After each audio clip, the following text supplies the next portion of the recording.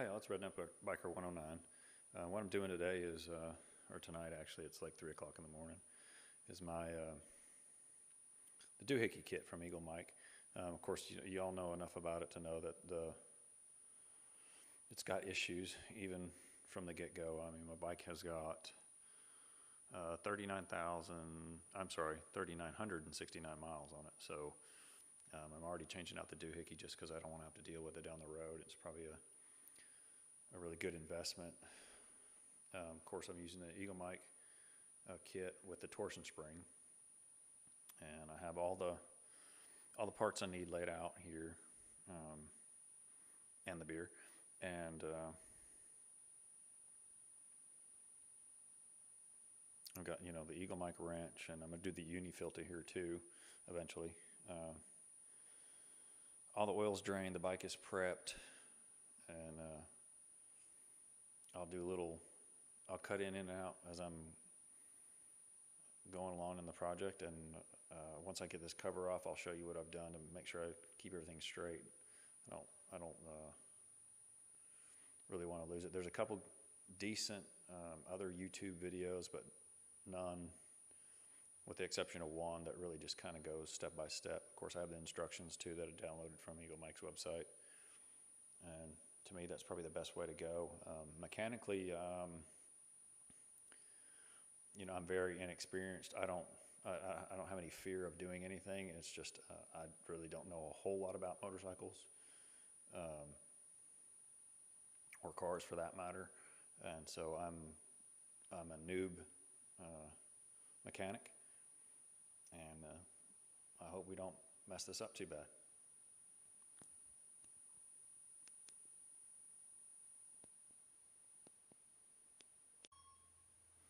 Okay, so here we are. I've got the outside cover off, and then what I did was secured the cover with a piece of wire to part of the frame tubing so that I wouldn't knock it down or whatever. In my particular case, part of the gasket on the interior was a little, I don't know, just like it maybe peeled away from each other. If you don't have replacement gaskets, or you're going to try to use or reuse the old gasket, make sure you leave that stuff on there. What I did was I just put a little bit of oil on that little, it's almost like fabric that's pulling away there. Just leave that there. That way you can, it'll fill the gap in the gasket that you leave on. There's a little bit on the outside of the inside of the case there, and so you just want to make sure you're going to leave that if you intend on using your old gaskets. I do have new gaskets just in case, but I didn't really want to get into scraping everything off.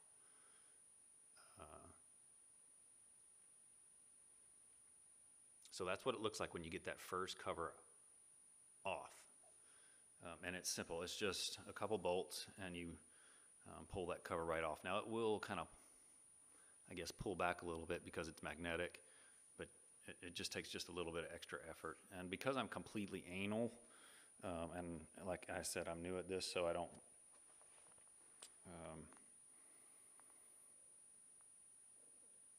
mix things up, and I want the bolts that came out to go back into the same hole. So what I did was, there's the old gasket, and then you can see I punched little holes in the cardboard. Like I said, I'm completely anal.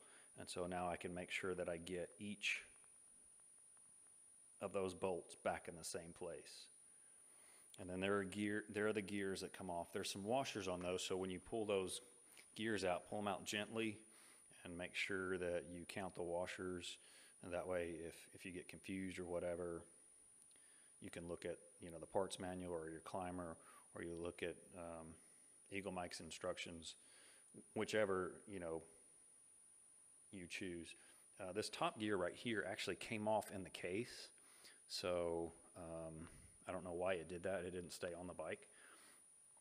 So this one stayed on, and this one came off with a case. So this is the first gear, and then this is the second one, and you just want to make sure you get those back in the right spot. I'm not exactly sure, but it doesn't look like you can mess it up. There's only one, like there's no post in this gear and there's a post in that one. I mean, I'm sure somebody will comment and say, yes, you can mess it up, or no, you can't. But, and also you want to make sure you get the gears on exactly the same way you took them off. So the next shot I'll have taken the, I guess the pulley and magneto or whatever that thing's called off. See? And then we'll have the inner case, and then we'll be able to see any damage, if there is any. There may not even be, like I said, I've only got like 3,600 miles on my bike, so there may not be any damage whatsoever. And this is a 2012 that I got used. It had just a little over 800 miles on it, so I got pretty lucky, and it's been awesome so far. So when I get the next cover off, or the interior cover off, I'll come back to you.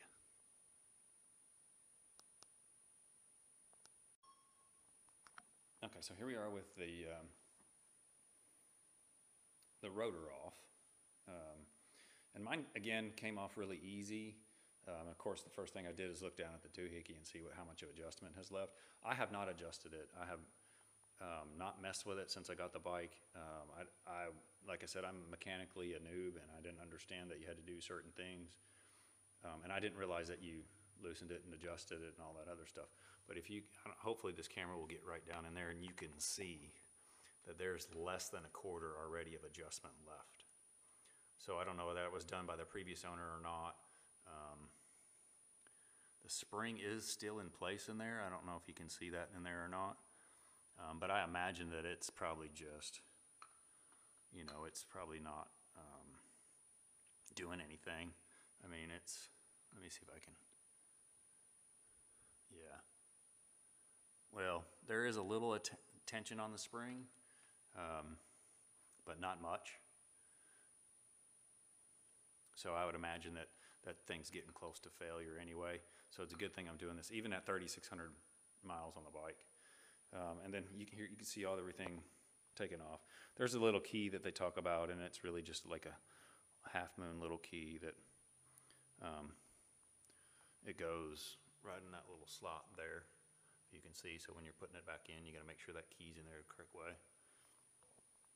And there's that big inner gear, and there's a big washer here. You can see that on the front, and then that's what it looks like on the back. So you can see all that. And so far, this has been really easy. I'm not freaked out yet.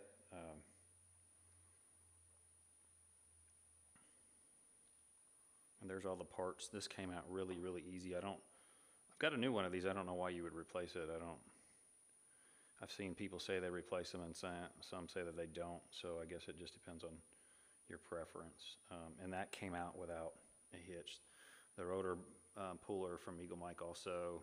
I just ordered the full kit. I just ordered the, you know, torsion spring, the whole 9 yards, because I don't want to mess it up. And I knew I was going to go by the instructions, or, you know, really, I'm just kind of winging it also, because I watched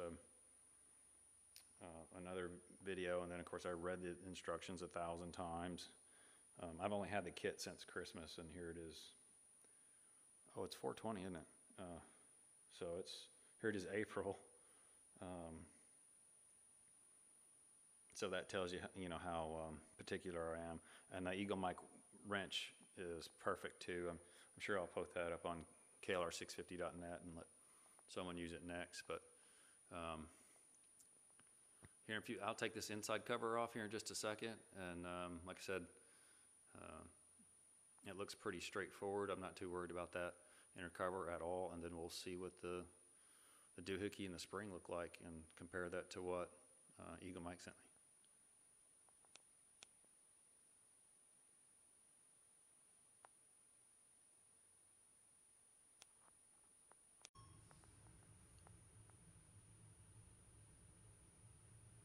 Okay, so here we are with the inner cover off. And that was the only snag I've hit so far. The inner cover was really tough to get off at the top, which would be right up here. And for whatever reason, it just didn't feel like budging. So what I did was tap it real lightly with a rubber mallet, and then pull it off from the top versus the bottom. and it came off after about the third little tap with the mallet. And here's the spring, and it's actually got some tension left in it, but you know, there you go, it just pops right off. And the place where the spring attaches to, you just leave that right in there. Apparently it's not worth taking off. Here's the spring. I don't know if that helps. Let me see if I can get it over here where you can, but I guess it's still got a little tension on it, but, and here's the old DooHickey. It looks pretty good. I don't see any cracks or anything. It's pretty thick. I guess it's a little bit different now than the Generation 1s and maybe the early Gen 2s, but it's pretty thick too. I mean, I'm a little surprised actually, all the things I've been hearing about how thin they were and how poorly they were made. This one's really not that bad, to be honest. Now, I'm no expert, of course, but I mean, I'm sure there will somebody will chime in and say why. It's really kind of gritty though. There's not any texture to it, and then you can see pull the bolt right out. It's still got the manufacturer's marks and on it and stuff. So, and here's the inner cover. And then I noticed recently there's some debate as to whether or not where you should actually drill the hole at 630 or 530 or whatever. I mean, I'm just going to go by the instructions. So, and there's the cover. The gasket stayed on the back, so I'm just going to leave it in place. And then, like I said, I'm really anal. So there's what I did. And of course, you can see the short screw. I've just got it in there, so I can't lose them or whatever. So here in a little bit, I'll drill that cover and start reassembly.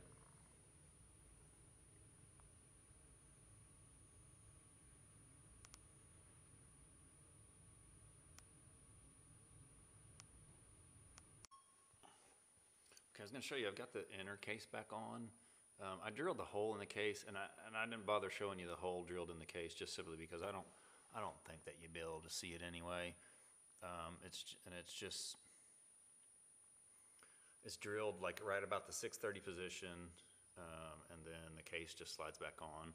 It's really easy. You just light dabble oil all the way around the case, and then just tighten it back on. And like I said, because I'm anal, I just put the same bolts are in the same holes, and we're just doing the reassembly. And I'll show you here in just a second when I get everything else back on.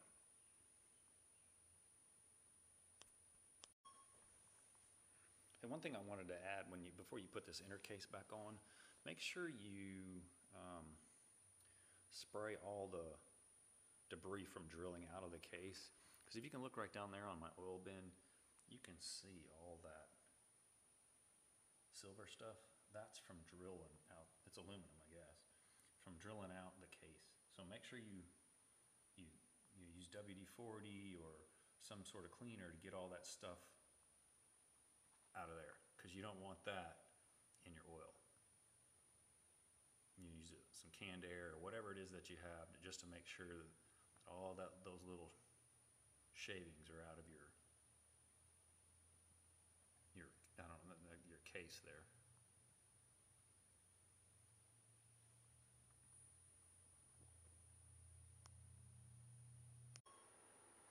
Okay, here's the DooHickey. It's in, and the little bolt is tightened up just a little bit so that when I'm ready to, I'll just turn that spring and just let it rest in the position where it's supposed to go. Also, when you're torquing these bolts, make sure you follow the instructions. The torque spec is 69 inch-pounds, not foot-pounds, inch-pounds, and that's critical. You don't want to over-tighten this case and crack it or break it or whatever.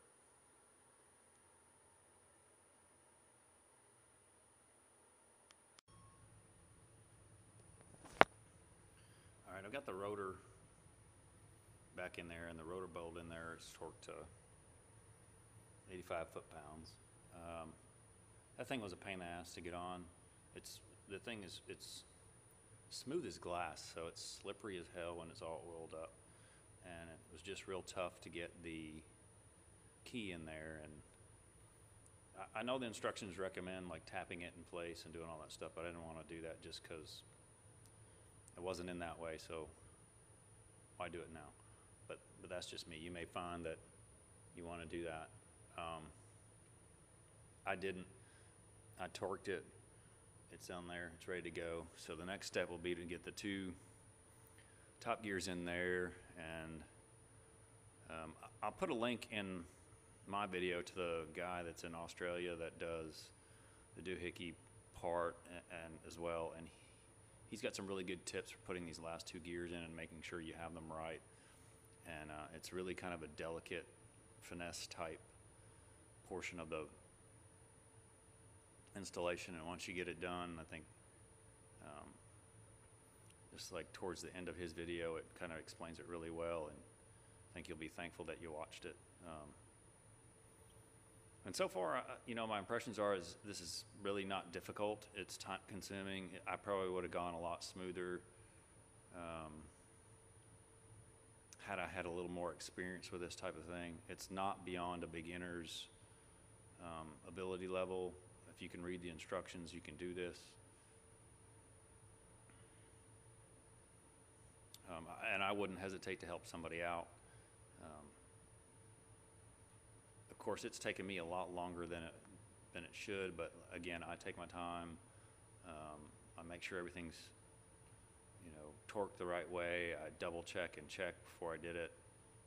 But all in all, I'm pretty happy with it. So just a few more steps and she'll be running.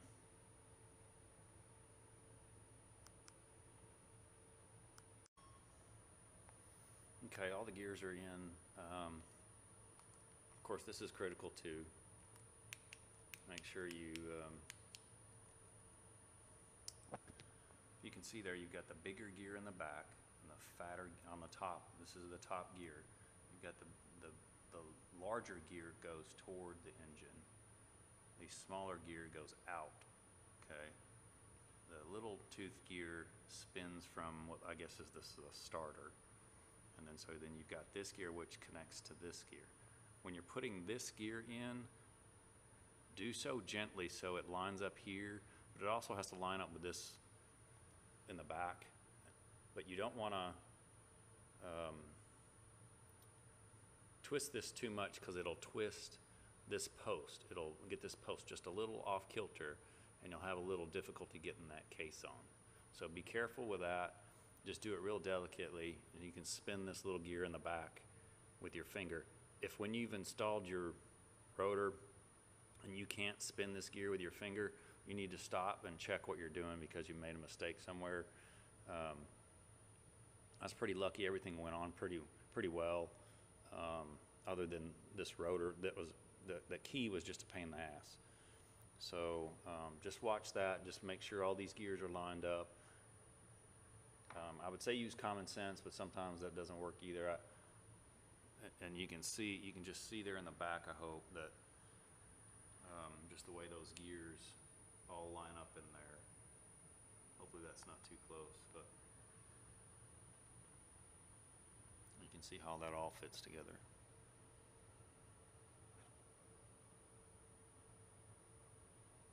And I'll be back when it's all buttoned up and got oil in it and it's running. So just give me a couple minutes.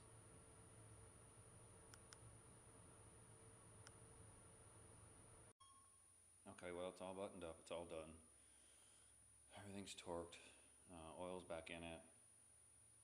All the wires are tucked in there really good. You want to make sure you get those in there really, really, really good so you don't rip them off when you start it up. That neutral wire in there is kind of tricky. You just want to make sure you turn that little thing the right way so it's has a little tension on it so it doesn't wobble out of the way. Torque everything down to spec. Make sure it looks pretty, wipe it off really good. I really want to start it up, but I can't. My wife's asleep. I work night, so of course I'm doing this at night. But when she wakes up in a couple of hours, I'll start it up, and I'm as nervous as y'all are. Hopefully it I'm sure it'll all work out fine. It went like clockwork. Like I said, it just took a little time because I'm slow and particular or anal or whatever you want to call it. But I'm real happy with it. So we'll see what happens.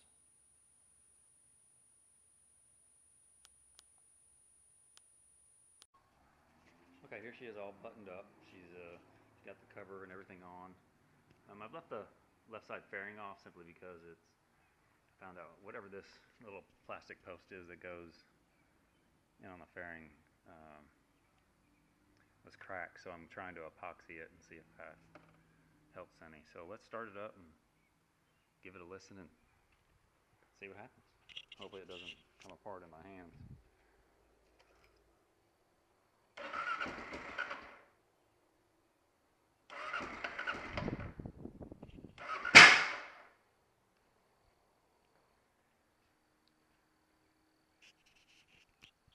Okay, that's scary.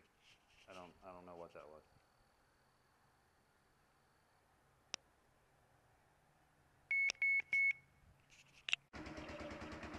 Okay, I guess it was just a little backfire. It scared the hell out of me though. There it is running.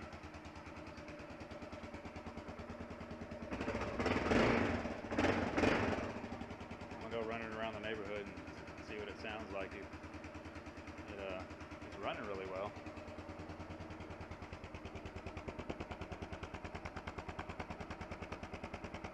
I don't know why it would backfire like that. It's never done that before, so kind of odd. But it sounds good, so I don't hear any weird.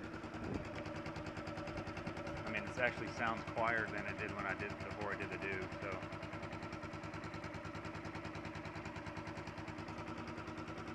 must have just been a little excess fuel in the carburetor or something like that. I'm not too worried about it unless it keeps doing it. We'll see. Thanks for watching. Hey, and comment, like, and subscribe. You know, I'm really interested in your comments. If you don't like what I'm doing or whatever, and have something to say or want me to cover something specific, let me know.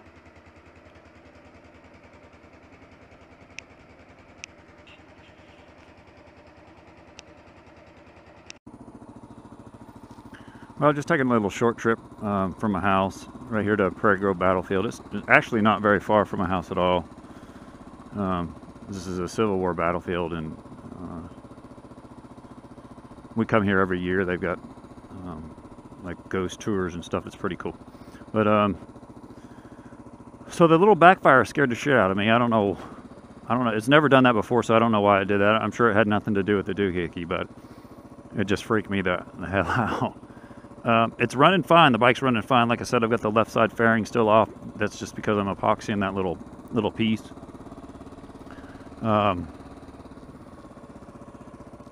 You know, and for a beginner motorcycle rider like myself, literally, this motorcycle has 3,900 miles on it, and 900 of those miles aren't mine. So that's the extent of my motorcycling experience. It's 3,000 miles. So I felt really confident enough to do the DooHickey, you know, just after reading the instructions and all the different forum posts on KLR650.net. You know, not to mention the advice that, you know, all the members give there on site. So you can see how, just real quickly, how pretty this park still is. All these buildings, with exception of one or two, are original. I think that building, well, no, that one's original as well. This pavilion or amphitheater is not original. But this is where they camped and fought and died and during the Civil War. So there you go. But the kit's instructions are really easy, really simple to follow. I believe that actually the instructions are on Left Coast Customs, Left Coast KLR website versus Eagle Mike's website. And I'm sure there's a link on Eagle Mike's website to the instructions, but I just followed those, did what they said, watched some videos on YouTube. And there's one, like I said, that I'll leave in the link or the description of this video, so you can look at it too. So like I said, you can't go wrong. And if you plan on keeping your KLR for a while, it'd be silly not to do it. Man, I hate these mirrors, you know that? Whatever. So thanks for watching, and then click the like button, subscribe, comment, follow me on Twitter at RedneckBiker109. I'll link all that stuff in the description. But thanks for watching, and see you out later.